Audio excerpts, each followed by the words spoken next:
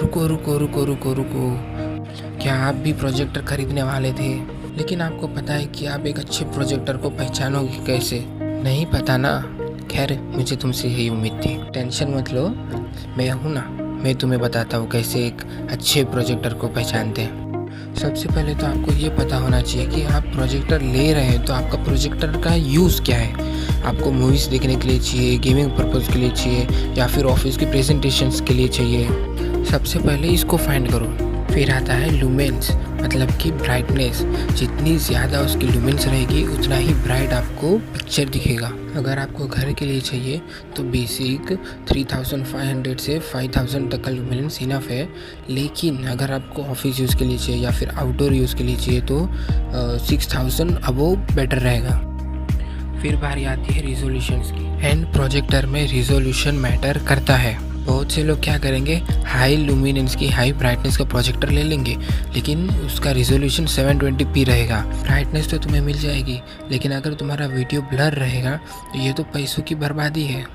फिर आखिर में तुम्हें होगा सिर्फ रिग्रेट। फिर आता है कॉन्ट्रास्ट रेशियो। तुम्हारा रेशियो जितना ज़्यादा होगा तुम्हें इमेज उतनी ही ज़्यादा क्लियर मिलेगी। कभी अगर थिएटर में पिक्चर देखी होगी तो आपने नोटिस किया होगा कि थिएटर में देखने वाली मूवी और घर पे जो हम टीवी पे देखते हैं मूवी, इनमें बहुत ज़्यादा डिफरेंस रहता है।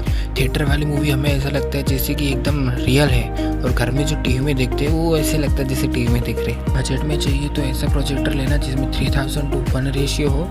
ऑफिस यूज़ के लिए चाहिए तो 5000:1, एंड मूवीज़ के लिए या फिर गेमिंग के लिए चाहिए तो 10,000:1 या फिर 50,000:1 होना चाहिए। फिर आता है डिस्टेंस एंड स्क्रीन साइज। अभी इसको एक एग्जांपल से समझते हैं। अभी मान लो कि कोई प्रोजेक्टर है जिसकी स्क्रीन साइज 120 इंच की है, लेकिन ये 120 इंच कवर कैसे करेगा? उसको कितना डिस्टेंस पे रखना है कि वो परफेक्ट 120 इंच का साइज़ हमें शो करे। कुछ प्रोजेक्टर में ये 4 फुट भी हो सकता है तो कुछ में 6 फुट भी हो सकता है। एंड डिस्टेंस इसलिए भी मैटर करता है कि अगर हमने प्रोजेक्टर को ज़्यादा दूर रख लिया तो फिर वो ब्राइटनेस लुमिनेंस उतना कम देगा।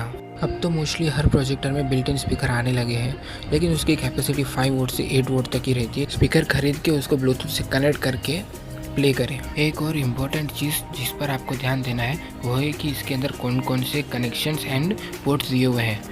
इसके अंदर एक HDMI, एक USB और वाईफाई और ब्लूटूथ बिल्ट इन होना चाहिए। साथ में OTT प्लेटफॉर्म्स भी होने चाहिए।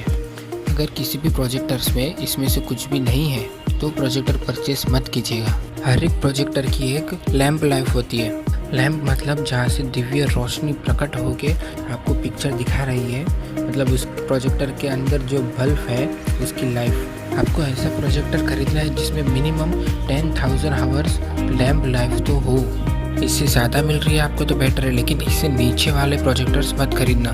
आखिर में आती है वारंटी। मोस्टली कंपनीज 2 चीज़ों पे वारंटी देती है। पहली हार्डवेयर वारंटी, दूसरी लैंप वारंटी। मान लो किसी प्रोजेक्टर की वारंटी 1 ईयर है एंड उसकी लैंप लाइफ 10,000 आवर्स है, तो आपको वारंटी विचेवर अर्लियर पे दी जाएगी। इन सभी पॉइंट को ध्यान में रखो, फिर आप भी कोयले की खान से हीरा ढूंढ सकते हो। मेरा मतलब है कि एक अच्छा प्रोजेक्टर ढूंढ सकते हो। आज के लिए इतना ही, मैं विदा लेता हूँ। वीडियो को लाइक एंड सब्सक्राइब ज़रूर से कीजिएगा।